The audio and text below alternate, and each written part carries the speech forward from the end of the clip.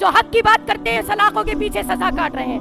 मैं ये कहना चाहूंगी, अगर इस बार एक वोट भी आप लोगों ने किसी और पार्टी को दिया, खुदा की कसम आप अपनी बेटियों की और अपनी बहनों की इज्जत का सौदा करेंगे। खुदा की कसम आप अपने आने वाली नस्लों का खून करेंगे। आप मुजरिम होंगे, आप मर्डरर होंगे। अगर आपने इस बार अपनी वोटिंग स्ट्रेटेजी तय नहीं की तो ऐसी स्ट्रेटेजी बनानी है कि आपको जालिमों का तख्ता उलट देना है। आपको इस बार दिखा देना है कि तू फिरौन है तो हम भी मूसा हैं। रहमतुल्लाहि व बरकातहू and a very good evening सामीन एंड नाजरीन। एक तरफ है हमारी मल्लम्मा और चन्नम्मा और एक तरफ है हमारे सारे टीपू सुल्तान। मैं आपके सामने कोई ज्यादा बड़ी लंबी स्पीच नहीं दूंगी क्योंकि आज आपने हमारे बहुत काबिल, बहुत सीनियर लीडर्स को सुना और मुझे पूरी उम्मीद है कि बात आपके जहन और आपके दिलों तक पहुंच चुकी होगी। मैंने इस 15 अगस्त पर एक पोयम लिखी थी जिसका टाइटल था country can be free but peoples are slaves.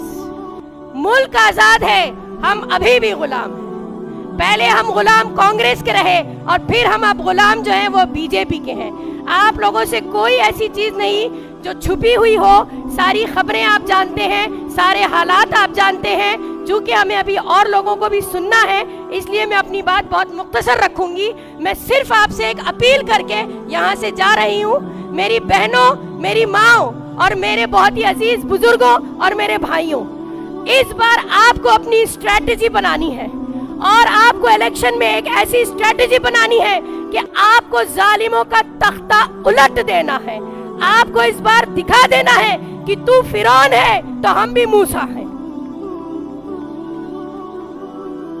आप देखिए कि 15 अगस्त पे इन्होंने कहा कि हम 75 साल आजादी के पूरे होने की खुशी में महोत्सव बना रहे हैं। मैं नहीं मानती ऐसी आजादी को जिसमें आज भी औरतें रेप की जाती हैं, मजलूम बच्चे लिंच किए जाते हैं और न जाने कितने जवान ऐसे लोग जो हक की बात करते हैं सलाखों के पीछे सजा काट रहे हैं। मैं ये कहना चाहूंगी, अगर इस बार एक वोट भी आप लोगों ने किसी और पार्टी को दिया, खुदा की कसम आप अपनी बेटियों की और अपनी बहनों की इज्जत का सौदा करेंगे।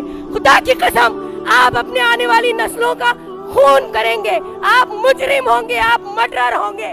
अगर आपने इस बार अपनी वोटिंग स्ट्रेटेजी तय नहीं की तो मैं आपसे सिर्फ एक अपील कर रही हूँ और ये इल्तिजा कर रही हूँ, बहुत दर्दमाना दिल से इल्तिजा कर रही हूँ। आपने आज सुन लिया है और आप देख रहे हैं, आपके कान भी खुले हैं, आपकी आंखें भी खुली हैं और आपके जहन भी खुले हुए हैं। इस बार धोखा मत खाइएगा, खुदा के वास्ते।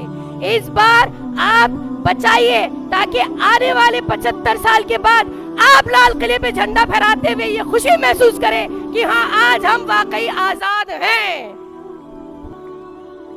ये स्ट्रेटेजी आपको आज अभी इसी वक्त से तय करनी होगी। मैं बस इतनी ही अपील करने आपसे आई हूँ। चूंकि अभी वक्त भी कम है और आप ऑलरेडी बहुत कुछ सुन चुके हैं तो बार बार उन्हीं बातों को दोहराने का कोई मकसद नहीं है। बहरहाल हमारी बहनों से खास अपील ये है कि इस बार आपको साबित करना है कि रानी की झांसी आप ही हैं, हजरत बेगम महल भी आप ही हैं, रजिया सुल्तान भी आप ही हैं और रानी चन्नम्मा भी आप ही हैं। इस बार काम कीजिए, फील्ड पे उतरिए, गली गली कूचे कूचे जाके अपनी नस्लों को बचाइए, अपनी नौजवान नस्लों को कत्ल होने से, लिंच होने से बचाइए। अपने आप को, अपनी बेटियों की, अपनी माओ की, बहनों को की इज्जत की हिफाजत कीजिए। अगर आप समझते हैं कि आप में इंसानियत है वाकई और आप दर्द रखते हैं तो मैं मानती हूँ यहाँ से उठ के जाने वाला हर शख्स आज ये अहद करके जाएगा कि उसको अपनी वोटिंग स्ट्रेटेजी कैसी रखनी है। एसडीपीआई पार्टी बिल्कुल आज वही काम कर रही है जो फ्रीडम फाइटर्स ने फ्रीडम मूवमेंट में किया था। एक वो जंग थी, आज फिर एक जंग है। एक वो जालिम थे, आज फिर एक जालिम है। तो बहरहाल बन जाइए टीपू सुल्तान और बन जाइए फ्रीडम फाइटर।